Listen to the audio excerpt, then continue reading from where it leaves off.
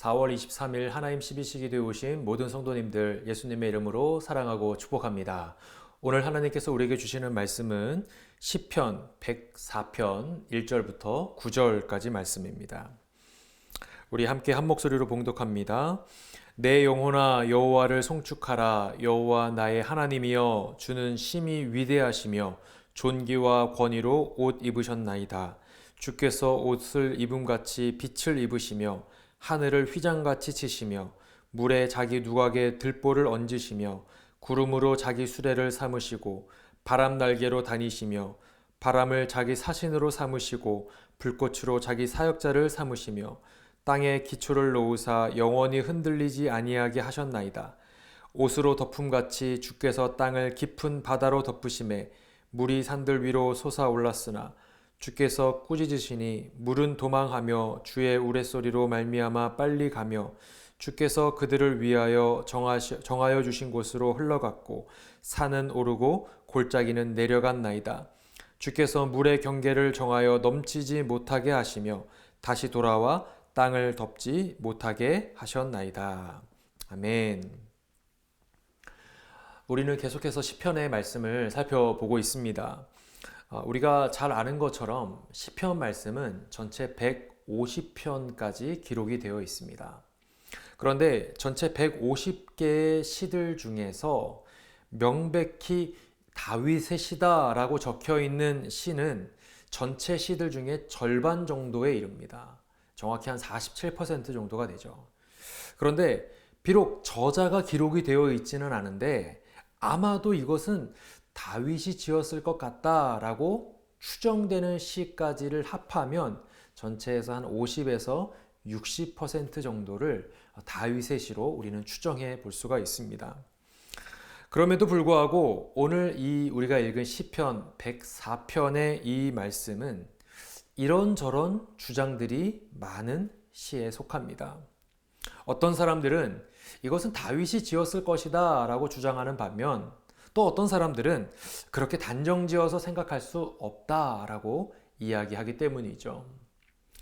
다윗이 지었을 것이다 라고 주장하는 사람들의 논리는 이렇습니다. 바로 앞장인 103편은 그 제목에 보게 되면 다윗의 시라고 명확하게 쓰여져 있는데 그 103편의 첫 구절과 오늘 우리가 본 이 104편의 첫 구절이 너무도 흡사하기 때문이다 라고 이야기하고 있죠. 두 개의 시 모두 1절에 보게 되면 내 영혼아 여호와를 송축하라 라고 하는 동일한 문구로 시작하고 있기 때문에 이 104편 역시 103편과 동일하게 다윗의 시로 보는 것이 맞다라고 이들은 주장하는 거예요.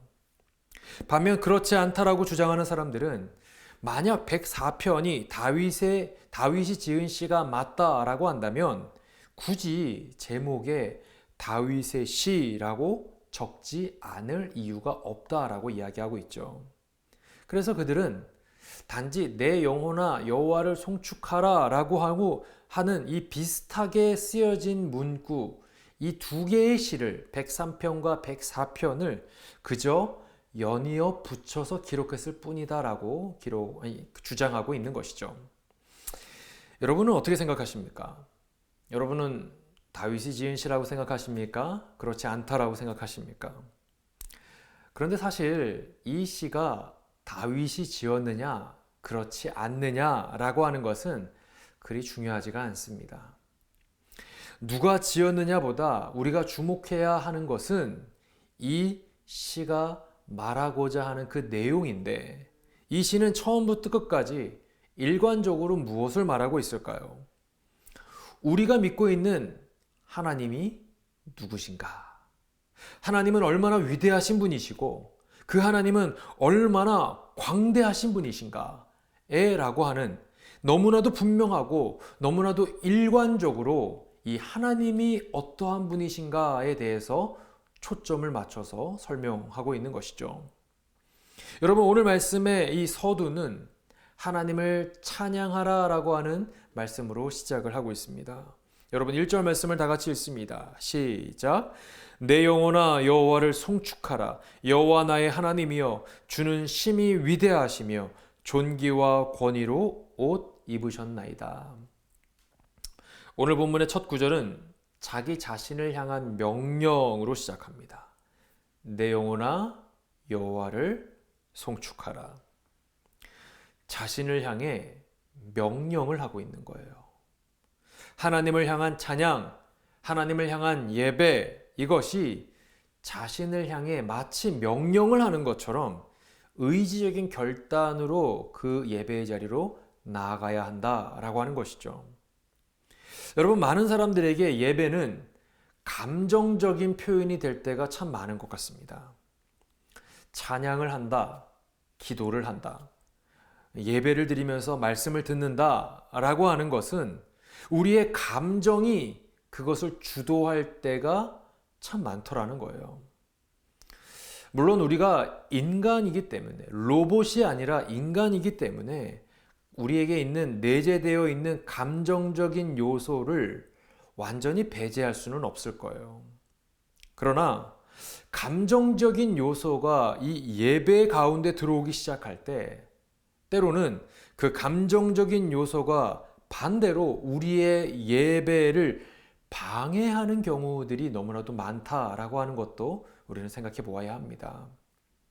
나의 감정적 기분, 어떤 느낌, 이런 것에 따라서 내가 드리는 찬양과 예배의 성격이 달라진다라고 한다면 그것은 예배의 중심이 정확히 말하면 내 감정에 따라 좌지우지될 위험이 매우 높아지기 때문이죠.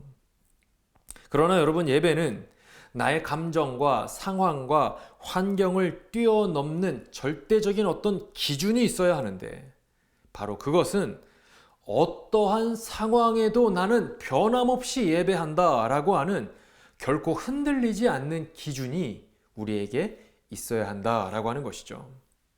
여러분, 그렇기 때문에 우리에게 무엇이 필요한 것일까요?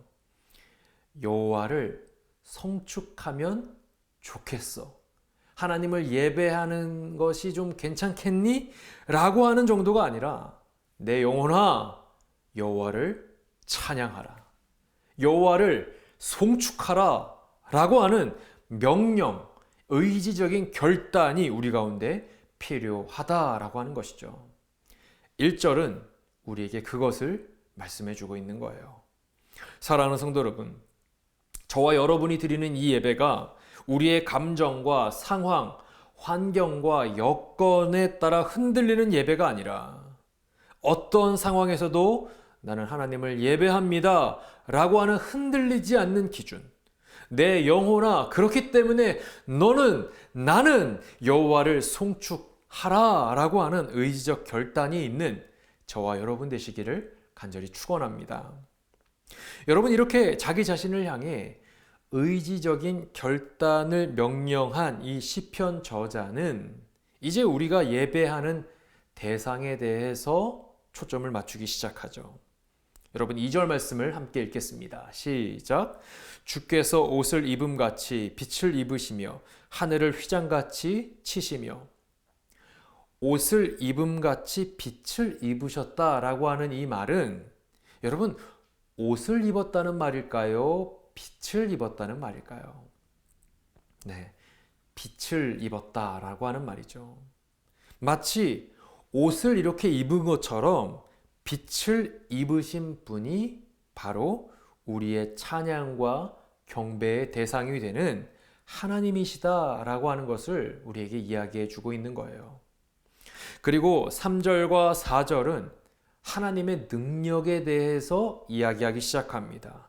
먼저 3절 말씀을 보겠습니다. 시작. 물에 자기 누각에 들보를 얹으시며 구름으로 자기 수레를 삼으시고 바람 날개로 다니시며. 세 가지를 이야기하고 있죠. 물에 들보를 얹었다. 구름으로 자기 수레를 삼았다. 바람 날개로 다니셨다. 언뜻 보면 동화 속에 나오는 장면들처럼 보이지만 사실 여러분, 여기에 표현되어 있는 모습들은 가나안의 바알 신화를 비롯해서 여러 우상들의 신화 속에 등장하는 그런 모습들을 이야기하고 있습니다. 그런데 여러분, 그런 신화들에서 나오는 그런 모습들과 한 가지 미묘한 차이가 있습니다. 그것이 무엇일까요? 우상들을 거론할 때 나오는 그 신화들 속에서는 물, 구름, 바람 이런 것들은 그 우상들이 싸워야 할 대상, 대적해서 이겨야 하는 상대들로 묘사가 되고 있어요. 그런데 오늘 말씀에서는 그 대상들을 어떻게 묘사하고 있습니까? 구름으로 자기 수레를 삼으셨다라고 이야기하고 있죠. 바람은 그저 타고 다니는 발판 정도로 삼으셨다라고 이야기하고 있어요. 거기서 더 나아가 4절 말씀은 뭐라고 이야기합니까? 4절 볼까요? 시작. 바람을 자기 사신으로 삼으시고 불꽃으로 자기 사역자를 삼으시며. 바람을 자기의 사신, 불꽃을 자기 사역자로 삼으셨다라고 이야기하고 있죠. 우상들에게는 이런 모든 것들이 내가 필사적으로 싸우고 정복해야 하는 대상들인데 하나님께는 그저 수레, 발판 이런 것들에 불과하다는 거예요. 그저 사신으로 삼고 사역자로 삼으셨다라고 말하며 이 엄청난 자연의 힘, 심지어 파괴적으로 보이는 폭풍과 불조차도 모두 하나님의 명령에 순종하는 도구에 불과하다라고 하는 것을 시편 기자는 설명하고 있는 것이죠. 그렇습니다. 여러분, 세상의 신들은 자연의 엄청난 위력이 그들도 힘겹게 맞서 싸워야 하는 존재들에 불과하지만 우리 하나님께서는 그 모든 자연들을 창조하시고 통치하시는 창조주 하나님이 되신다라고 하는 것을 기억하시는 저와 여러분 되시기를 간절히 축원합니다. 여러분, 그리고 6절에서 9절까지는 물에 대한 하나님의 통제에 대해서 말씀하고 있죠. 여러분, 6절에서 7절 말씀을 함께 읽습니다. 시작. 옷으로 덮음같이 주께서 땅을 깊은 바다로 덮으심에 물이 산들 위로 솟아올랐으나 주께서 꾸짖으시니 물은 도망하며 주의 우레소리로 말미암아 빨리 가며. 깊은 바다가 땅을 뒤덮었다라고 합니다. 또 물이 산들 위로 솟아올랐다라고 하죠. 여러분, 혼돈의 상태 아닙니까? 어떻게 물이 산들 위로 솟아오를 수가 있겠습니까? 물은 원래 위에서부터 아래로 흐르는 것이 자연의 이치고 상식입니다. 그런데 그 자연의 이치와 상식을, 그 흐름을 깨뜨리고 물이 산들 위로 솟아오르는 불안정의 상태, 이 혼동의 상태가 찾아오게 되었다는 거예요. 그렇지만 곧이어 뭐라고 말씀하십니까? 주께서 그 모든 혼동의 상태들을 향하여 꾸짖으셨다. 그래서 물이 도망하게 되었다라고 성경 기자는 이야기하고 있죠. 하나님께서 그 물을 통제하시고 다스리시는 것을 의미하는 것이죠. 여러분, 그것뿐만이 아닙니다.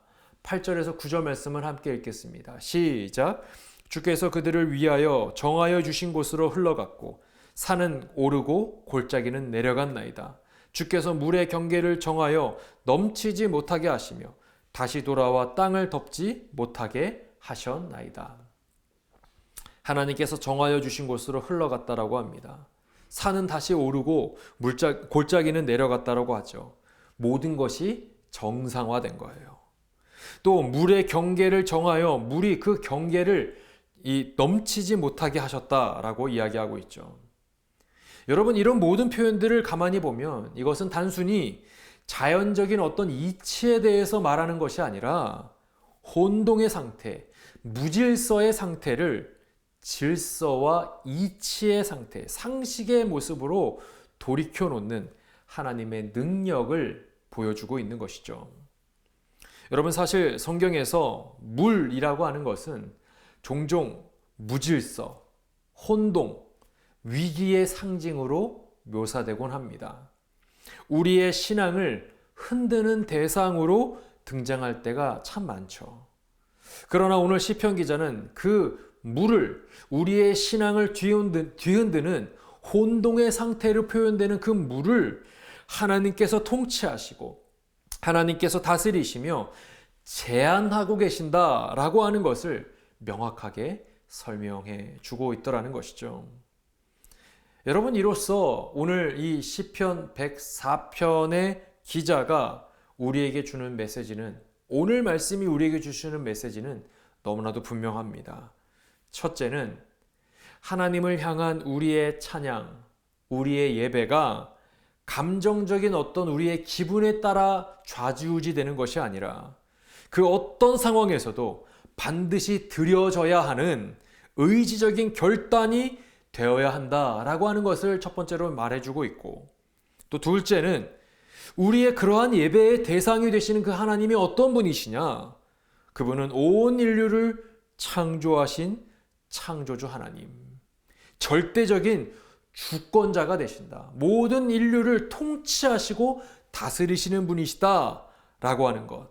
그래서 우리 가운데 찾아오는 어떠한 혼돈과 무질서, 그 위기의 상황들조차 하나님의 통치와 권위 아래에서 질서와 순종의 대상이 되더라 라고 하는 것을 오늘 말씀은 우리에게 분명히 가르쳐주고 있는 것이죠.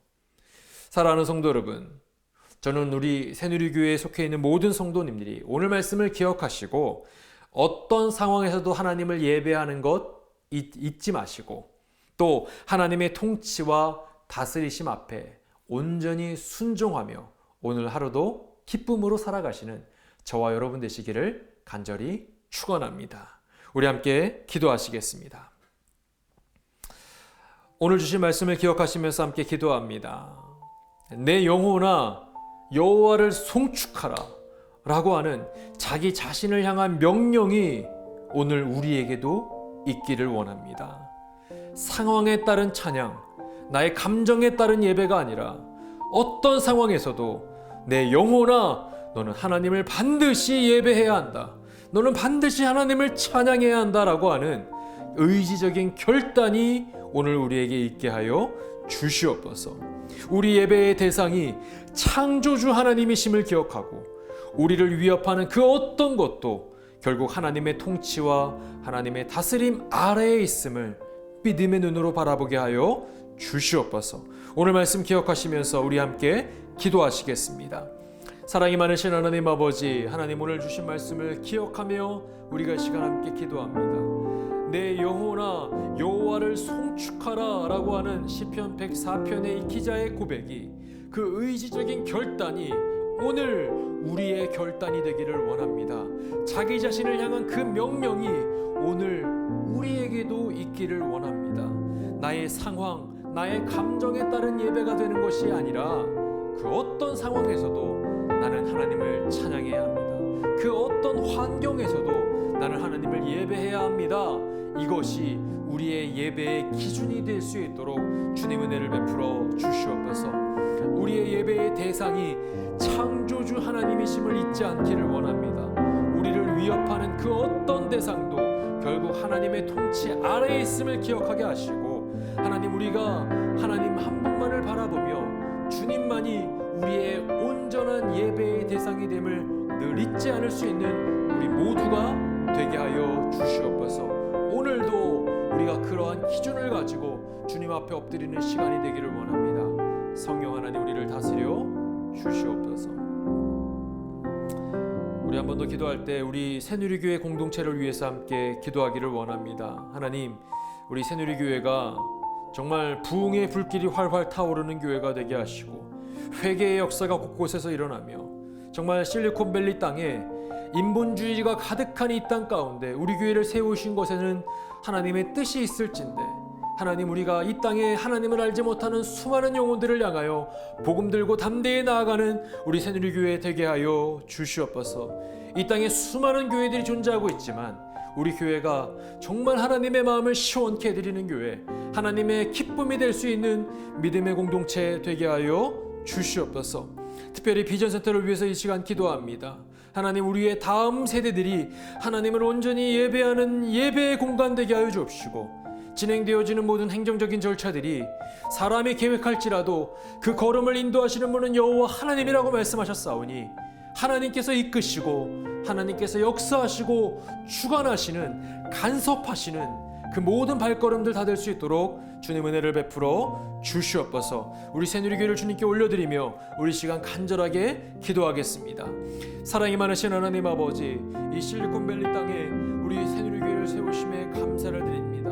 하나님을 알지 못하는 수많은 영혼들을 향하여 우리가 복음을 들고 담대히 나아가는 교회적 사명을 감당하는 교회 되게 하여 주시옵소서. 하나님, 이 땅에 수많은 교회들이 있지만 우리 새누리교회가 정말로 하나님의 마음에 합당한 교회가 되기를 원합니다. 하나님의 마음을 시원케 해드리는 그러한 교회 될 수 있도록 주님 은혜를 베풀어 주시옵소서. 복음의 전초기지가 되게 하시고 하나님, 구원의 방주의 역할을 감당하는 온전한 예배, 교회적 사명을 감당하는 하나님 믿음의 공동체 되게 하여 주시옵소서. 비전사태를 위해서 기도합니다. 하나님, 우리 다음 세대들이 하나님을 온전하게 예배할 수 있는 예배의 공간, 예배의 처소가 준비되게 하여 주시옵소서. 하나님, 진행되어지는 모든 행정적인 절차들을 주님께 온전하게 맡겨드립니다. 사람이 계획할지라도 그 걸음을 인도하시는 분은 여호와 하나님이라고 말씀하셨사오니 성령 하나님께서 간섭하여 주시고 성령 하나님께서 주장하여 주셔서 이 모든 것들이 하나님의 뜻하신 바대로, 하나님께서 이끄시는 바대로 하나하나 합력하여 선을 이룰 수 있도록 주님 은혜를 베풀어 주시옵소서. 사랑이 많으신 하나님 아버지, 하나님, 오늘 말씀과 같이 우리가 어떤 상황 속에서도 온전하게 하나님을 예배해야 합니다. 내 영혼아 하나님을 찬양하라, 하나님을 예배하라 라고 하는 이것이 오늘 우리의 절대적인 기준이 되게 하여 주시옵소서. 하나님, 그래서 우리 예배의 대상이 창조주 하나님임을 늘 잊지 않게 하시고 우리의 상황 가운데 찾아오는 모든 위기의 상황들, 무질서의 상황들 앞에서도 우리가 창조주 하나님을 믿음의 눈으로 바라볼 수 있는 우리 모두가 되게 하여 주시옵소서. 감사드리며 사랑이 많으신 예수님의 이름으로 기도드리옵나이다. 아멘. 오늘도 창조주 하나님 한 분 바라보고 예배의 어떤 목적을 가지고 하나님께 담대히 나아가는 저와 여러분 되시기를 간절히 소망합니다. 어떠한 상황에서도 승주찬